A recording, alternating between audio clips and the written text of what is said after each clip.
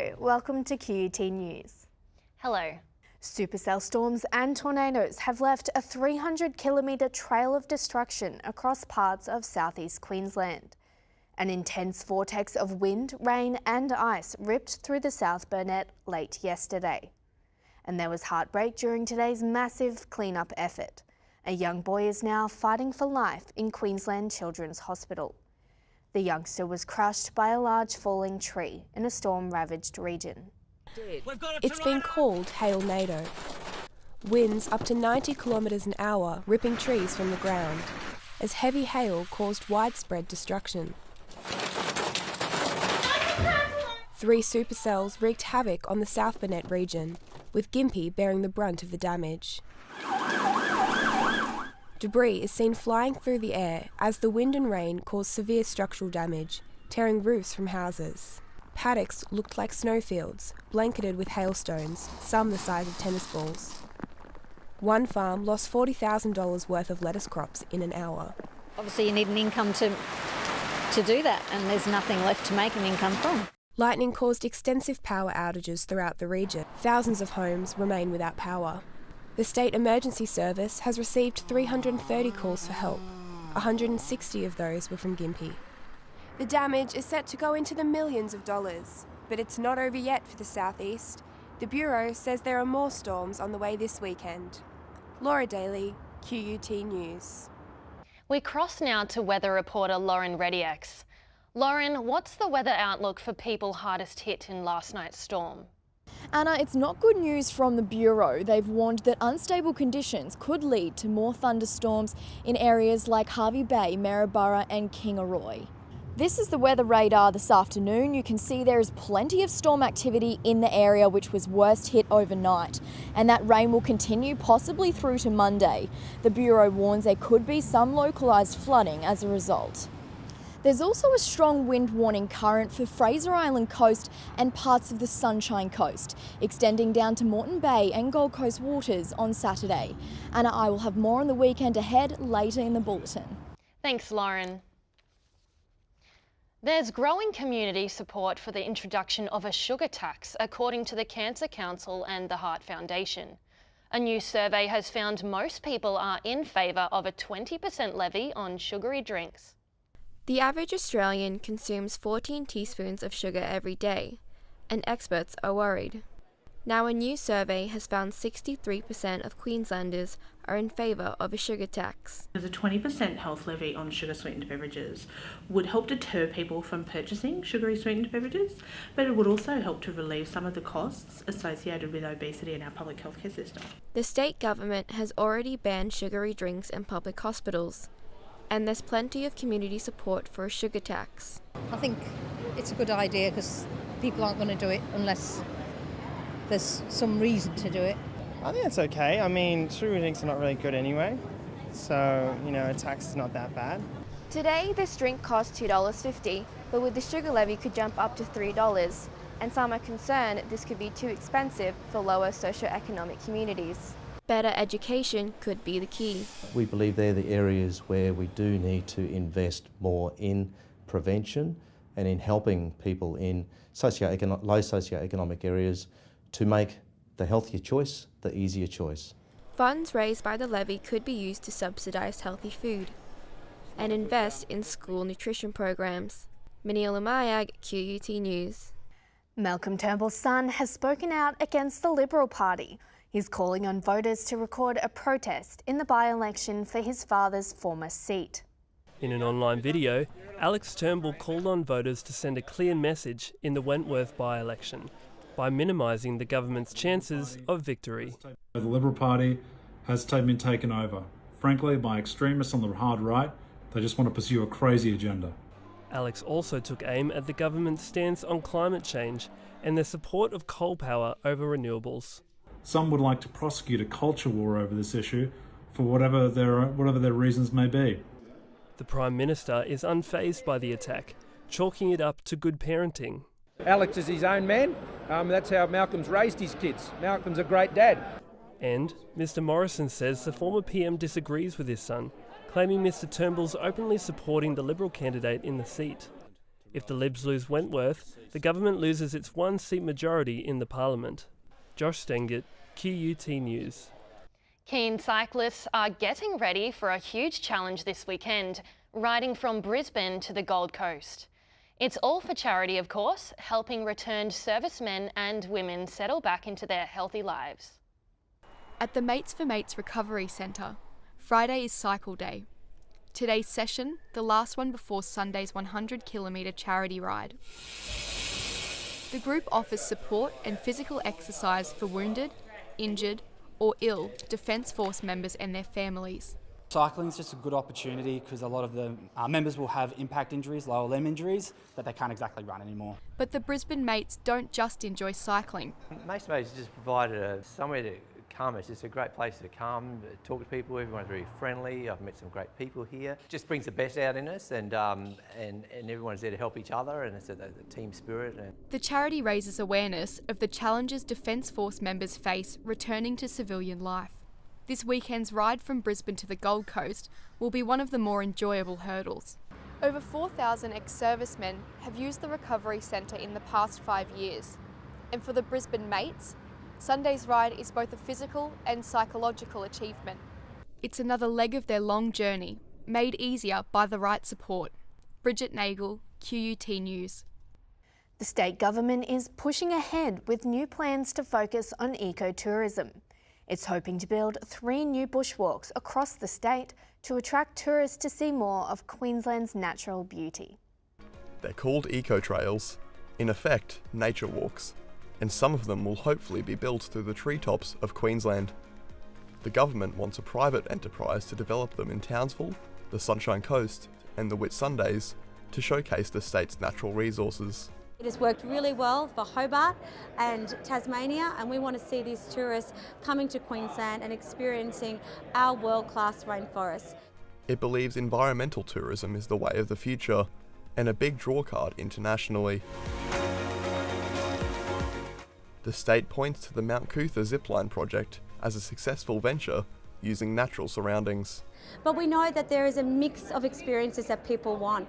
Of course, people want the high-speed experience, but what we want in our national parks is authentic experiences where people can actually experience nature. Council has lodged a development application for the zipline, with construction planned to start early next year. However, there's stern opposition. The government expects some concern over the environmental impact of eco-projects, but is adamant there will be safeguards. I can assure all Queenslanders that we'll be doing this in an environmentally responsible way. Companies interested in developing ecotourism trails should submit their ideas before the 16th of November. Tom Fleming, QUT News. This weekend, Brisbane's newest and currently tallest building will open its doors for a rare public viewing. The 91-storey behemoth will be Australia's largest residential building.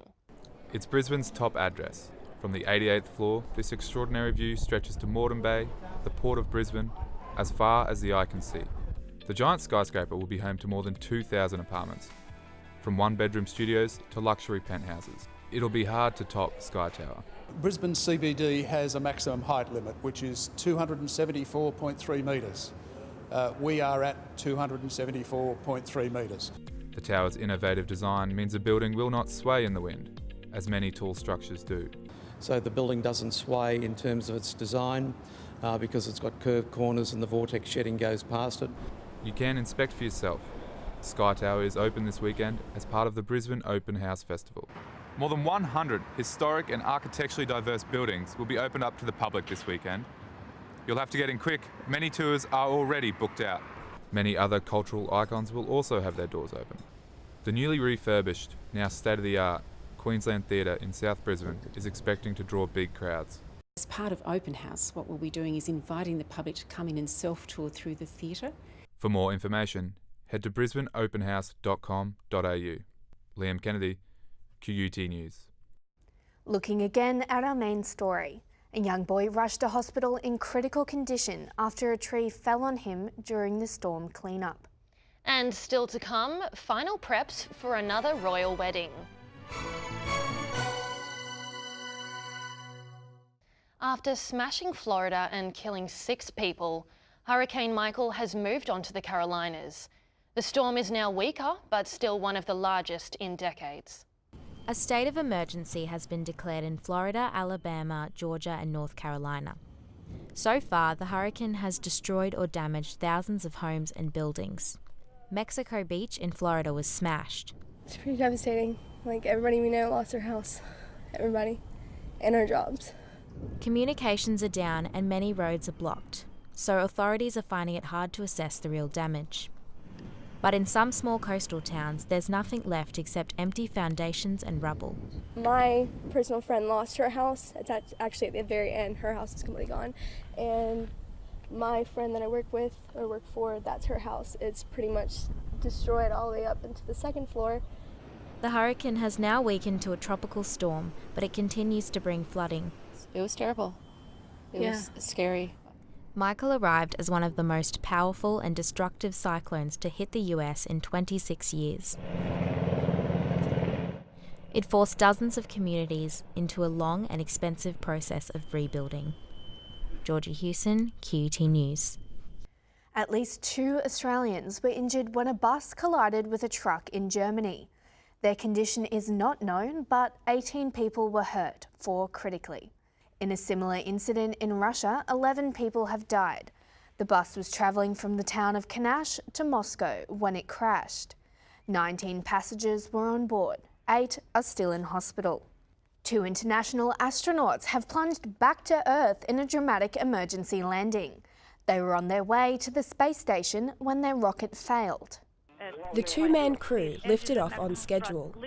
And there is liftoff of but their Soyuz rocket suffered an unspecified failure minutes into the mission. NASA astronaut Nick Hague and Russian Roscosmos Alexei Ovchinin were supposed to reach the International Space Station, but instead found themselves in an emergency landing in Kazakhstan. Both were unharmed. For Hague, the failed mission cut short a lifelong dream. Growing up as a little boy, staring up at the night sky and wanting to just explore the unknown and figure out what's out there and go find new things. Hague spent hours in underwater training in preparation for his scheduled spacewalks. And so that it's that sense of excitement, that sense of fulfilling a childhood dream and finally, getting there. The failed mission is the first for Russia's manned space program in 35 years. NASA hasn't announced if the mission will be rescheduled. Laura Daly, QUT News. The World Health Organization has released a dire prediction for the Congo's Ebola outbreak. It says the deadly disease could continue for months and spread to its neighbouring countries. Doctors believe the Congo Ebola outbreak will last for at least 3 to 4 months. There have been almost 200 reported cases and the disease has already claimed over 100 lives. Although there are concerns the disease may spread to Rwanda and Uganda, the Congo is still the primary issue. I'm actually much more concerned about the evolution of the outbreak within the insecure areas of DRC than I am about potential risks to Uganda and Rwanda, where the primary healthcare systems are quite strong and the preparedness levels are quite high.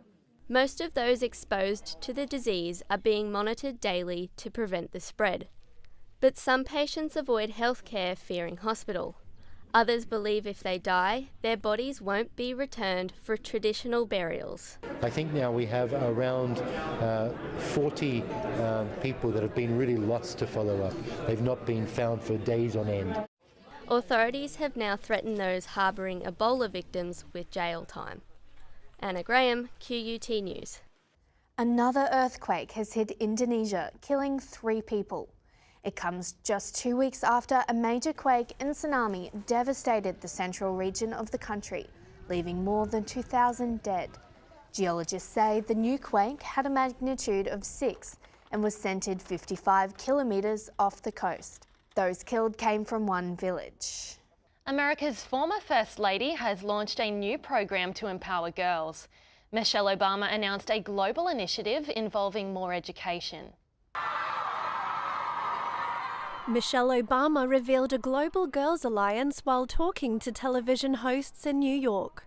She says party, gender or colour don't separate people, but the messages they send do. If we're the adults and the leaders in the room and we're not showing that level of decency, We cannot expect our children to do the same. The former First Lady made her comments on the International Day of the Girl. She says parents must be clear about the values they want to promote. You have to think about what are the things you're telling your girls. Which motto do you want them to live by? The special event on NBC included performances by Jennifer Hudson, Kelly Clarkson and Meghan Trainor. And the Me Too movement was discussed. Mrs. Obama believes women must stay strong for the sake of their children. And there's going to be a little upheaval, there's going to be a little discomfort. But I think it's up to the women out there to say, sorry. Sorry that you feel uncomfortable, but I'm now paving the way for the next generation. The new Global Girls Alliance will include 1,500 grassroots organisations helping girls face adolescent challenges. Leanne Neeby, QUT News. The British have royal wedding fever again. The Queen's granddaughter, Princess Eugenie, is getting married at Windsor Castle. For the second time in just 5 months, the royals are hosting another wedding. This time for Prince Harry's cousin, the daughter of Prince Andrew and Sarah Ferguson. She'll marry a former nightclub owner, Jack Brooksbank. The wedding will be held in St George's Chapel before the Dean of Windsor. I think it was especially nice for me in respect of tomorrow's wedding because I've known Eugenie for such a long time. The Dean believes the pair make a perfect couple. They obviously love one another, but they also have a lot of fun together, and it's been a real pleasure to work with them. Any royal wedding grips Britain, and while the monarchy will pay for most of it, security will be funded by the taxpayer. We're hoping that she's going to have a great day, and we're very pleased that she shared her day with us. The same choir that performed at Prince Harry's wedding will sing again. I think it's really cool that we get to sing at 2 royal weddings in 1 year. They call it a once-in-a-lifetime experience, but obviously it's not for us. The ceremony will be broadcast live in Australia. Alicia Buckby, QUT News. In sport, spirits were lifted last night among the Australian cricket team after a draw in their first test against Pakistan. The result was a huge turnaround for the team after a 4-day struggle. Khawaja was outstanding for Australia and managed to withstand the Pakistan bowling attack with 144 runs.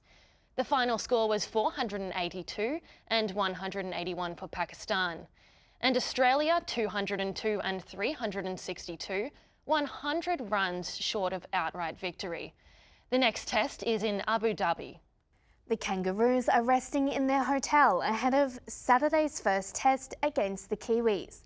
At their final training, Coach Mel Meninga stressed mateship and integrity are the key drivers. At their final training session in Auckland, players wore bands marking 100 years since the end of World War II. Meninga says it's important to remember what Aussies have done for their country and each other, on and off the field. So everyone's, understands the sacrifices that the past players, and in our case the soldiers, have, put out there for their country. The team have a quiet night planned before their clash at Mount Smart Stadium on Saturday night. In AFL trade news, the Hawks are to swoop on Giants midfielder Tom Scully. Hawthorn are also looking to poach Port Adelaide forward Chad Wingard, who was sought to transfer. The highs and lows of hoops and horse racing will band together in a bumper weekend of sport. Jockey Hugh Bowman will ride Brave Smash in the Everest at Royal Randwick, as Andrew Bogart makes his NBL debut for the Kings. It's an exciting thing to have in Sydney. Obviously being a Melbourne boy, we know they're trying to steal a bit of our shine with the Melbourne Cup that we get here to Sydney. The NBL season is well underway. In the opening matches, the Bullets beat New Zealand 86-73 in Auckland, while Adelaide almost snuck a win against Perth. The 36ers going down 99-91. Leanne Neeby, QUT News. The New South Wales government has unveiled the design for a bigger and better football venue in Sydney. The new Moore Park Stadium will have a capacity of 75,000 with 45,000 seats and a sound-reflecting roof. It'll cost more than $700 million and take 3 years to build. After the break, Lauren's back with all the weekend weather details. And the historic underwater graveyard found off Greece.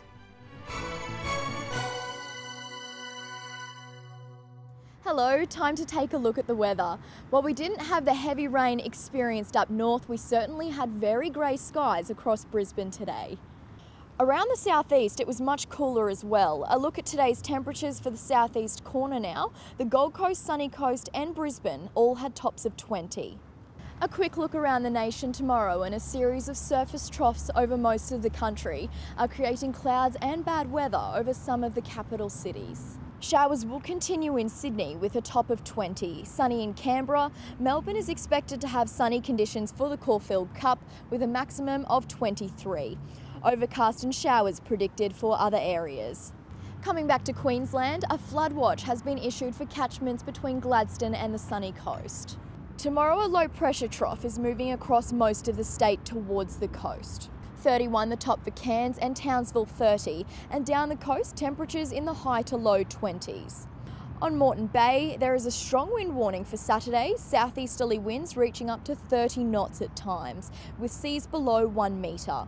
And the sun will rise at 5:15 and set at 5:54. The outlook for the Gold Coast tomorrow is 16 with a top of 19. The Sunshine Coast can expect a top of 19. Brisbane is in for a wet weekend and Monday. Saturday, rain at times, showers on Sunday. Monday, more rain, but a bit warmer, top of 24. That's the weather for now. Back to you. Finally, historians are ecstatic after examining 58 ancient shipwrecks off Greece. Local sponge divers made the discovery. Archaeologists are investigating an underwater ship graveyard, with wrecks dating back to the Greek, Roman and Byzantine era. It's the largest group of shipwrecks ever found in one place. The excitement is difficult to describe. I mean, it was just incredible. We knew that we had stumbled upon something that was going to change the history books. The ships are near the Greek island of Forni. Experts think the wrecks were caused by pirates, weather and poor navigation. If the captain was from another area and was not familiar with the peculiarities of the local climate, he could easily end up losing control of the ship and falling upon the rocks. Ancient ceramics and other cargo was found aboard the vessels, creating a window into the past. They are mostly from the Black Sea and North Africa, and that is a fact that continues to surprise us, because there are very few cargoes from those areas in the Aegean.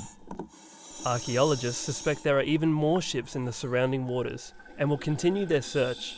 Josh Stengert, QUT News. That brings you up to date with QUT News. On behalf of the entire team, thanks for watching.